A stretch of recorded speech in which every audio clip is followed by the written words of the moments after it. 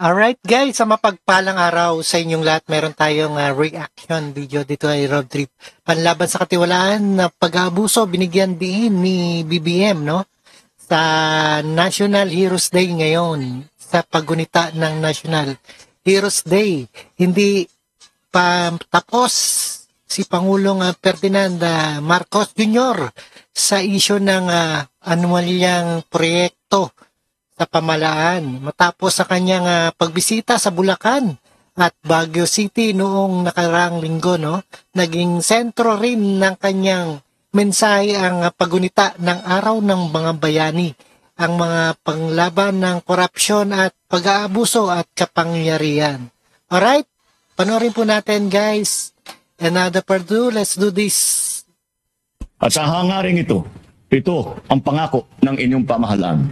Hindi namin kayo iiwan. Pananagot din namin ang Ayan, tandaan yung sinasabi ni BBM, no? lahat ng sangkot sa anomalya at katiwalian. Ilalabas natin ang buo pawang katotohanan at titiyakin natin hindi na mauulit ang kawalan ng respeto at malasakit sa taong bayan. Papanagutin ang mga sangkot sa anomalya at katiwalian sa pamahalaan. Ito ang inihayag ni Pangulong Ferdinand Marcos Jr. sa kanyang talumpati kasabay ng paggunita sa Araw ng Mga Bayani na ginanap kanina sa libingan ng mga bayani sa Taguig City. Giit ng Pangulo, ilalabas niya ang buo at pawang katotohanan sa likod ng banta ng katiwalian at pang-aabuso sa kapangyarihan. Ang pahayag na ito ng Pangulo ay sa gitna ng investigasyon sa umano'y mga anomalya sa flood control projects sa bansa. Sa nakalipas na mga araw, nag-ikot si Pangulong Marcos sa iba't ibang lugar upang inspeksyonin ang mga proyekto ng pamahalaan. Ayon kay Pangulong Marcos, kailangan pagtuunan rin ng pansin ng pamahalaan ang paglaban sa mga umaabuso sa kapangyarihan at mga tiwali na may malaking epekto sa lipunan. Hindi lang pagpapalakas ng ating depensa ang kailangan natin tutukan upang maalagaan ang ating kalayaan. Kailangan din natin labanan ang banta ng katiwalian at pang-aabuso sa kapangyarihan ng ating lipunan. Dahil hindi lamang salapi ang kanilang ninanakaw, kundi pati ang kalusugan, pangarap at kinabukasan ng mga susunod na henerasyon na Pilipino. Kaya't hindi natin dapat ipagwalang bahala ang maliliit na panlilinlang sapagkat kung paulit-ulit, ito'y pinapalampas natin, unti-unti nitong sinisira ang ating lipunan nang hindi natin namamalayan. Ayon sa Pangulo, hindi magiging Ayan, di na mamalayan, no? 3 taon ka na dyan sa bilang presidente. Wala pa rin nangyayari. Wala pang nasimulan, no? Na proyekto o natatapos. madali ang laban na ito na panindigan ng tama. Bilang Pilipino, may pananagutan tayo sa ating bansa na maging mas mapanuri sa mga mali, na isiwalat ang panloloko at panindigan ang alam nating tama kahit hindi ito madali. Dapat imbestigahan internal sa Senado, no? Yung mga sangkot dyan sa anomalya.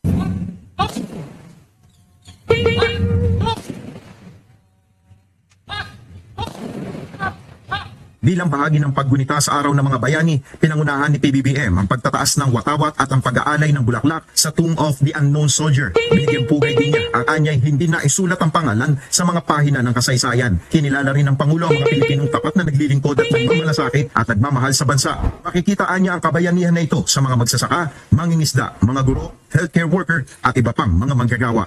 Alright, napakinggan at napanood po natin, ha? Dito sa kay BBM sa paggunita ng Araw ng Mga Bayani. Alright, panoorin naman natin dito kay Marcoleta, ang ating number 1 senador. Kaya ang tawag sa iyo Honorable Congressman, di ba? Yan, Honorable Senator. Pwede mo bang tawaging Honorable?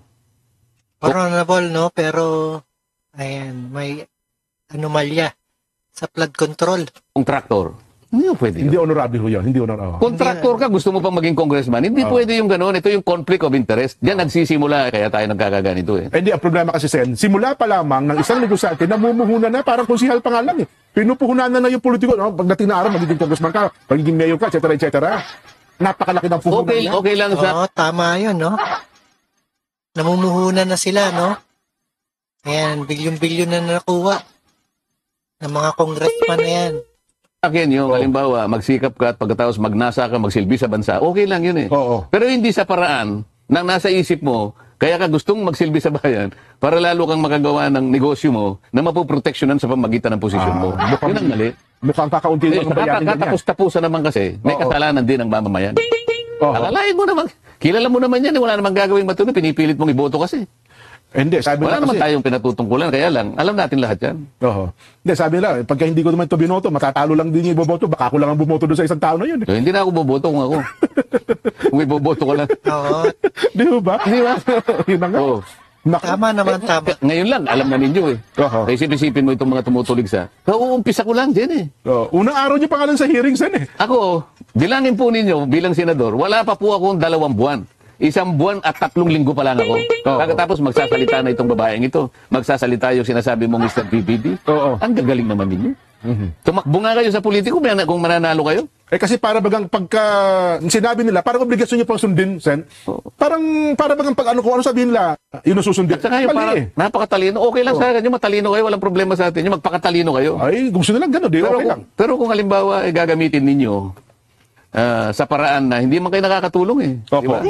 Nagkukunwari lang kayo na matalino. Ang dami yung naililigaw eh. Oho. Sino sasabihin niya, bakit ikaw kanya ang palaging, Oo, taong bayan lagi, no? Pero, hindi maganda. binabanatan ikaw mga dipid. Bakit ba pagsasabay mo ba lahat? Di ba? Oho. O sabihin ko halimbawa, ikaw kung nakikinig ka, itong babae broadcaster to, Opo. kumakain ka halimbawa, pagsasabay mo bang, mahirap na lang talaga yan, baka kung ano pa yung masabi ko sa kanya. Eh, baka mamualan po yun. Baka mabulunan ka eh. Oo. Ha? Kanya-kanya tayong ano eh, di ba? Oho. Ako nasasabi ko lang ito, para lang maituwid sila. Baka sakali, kasi ako naniniwala, may isip naman sila. Huwag na kayong magpakadalubhasa sa puro ganyan na lang. Oho. Tama. Hindi na rin kayo tatanggapin ng tingnan Oo, matalino na yung taong bayan, no? Hindi na rin sila iboboto. natin to. Magano na kayo ng mga ilang panahon lang. Oho. Wala nang maniniwala sa inyo. Nako. Eh, alam naman yung pinanggagalingan nila eh. Hanggang ngayon, yung naisara na prangkisa, doon lang sila tumitira. Yun na nga po. Hanggang ngayon, hindi nila makita ang katwiran na kaya kayo naisara dahil sa pagkukulang ng inyong network. Oho. Kaya tanggapin ninyo kaya hindi, bahala kayo sa buhay nyo. Oo. Pero nasa record yan. Yung pagkukulang na may-ari. Nagkulang kayo, o ayaw nyo aminin. Oo. Ayan, lalo na nakaupo na itong Senator Marcoleta, no? Hindi na talaga mabubuksan ang network na yan. Pagkatapos ngayon eh, salita ng salita, na akala mo totoo ang mga pinagsasabi. Akala mo ang galing. Oho. Subukan mo akong imbitahan. Subukan mo. Yan. Oh, ngayon, ayaw mo akong maimbitahan, tumigil ka. Yan lang. Yun na nga. Ay, nako. Basta yung mga reaksyon. Pero teka lang, Sen, ha?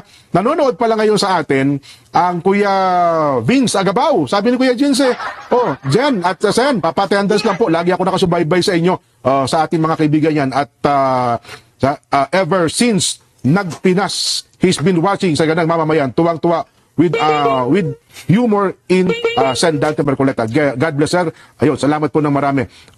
Si Sir Vince Agabaw, mula po yan sa bahagi ng Isabela yata, Sen, ano, ha? Mula rin po sa bahagi ng South Korea, ang ka-Reste Bugarin at ang ka-Dante Brul. Yan. Sa mga taga-riyan naman daw po sa Tuba Benguet, nako, speaking of Tuba Benguet, mga taga-riyan po sa Robertsville, Robert Alright, ayan, napanood po natin at napakinggan dito sa ating reaction video sa mga anomalya, no? Ayan, paglaban sa katiwalaan at pag-abuso daw. Binigyan din ni BBM sa pagunita ng National Heroes Day. Alright? At maraming salamat sa panonood at pakinig dito kay Rob Trip. And see us again the next one. Peace out.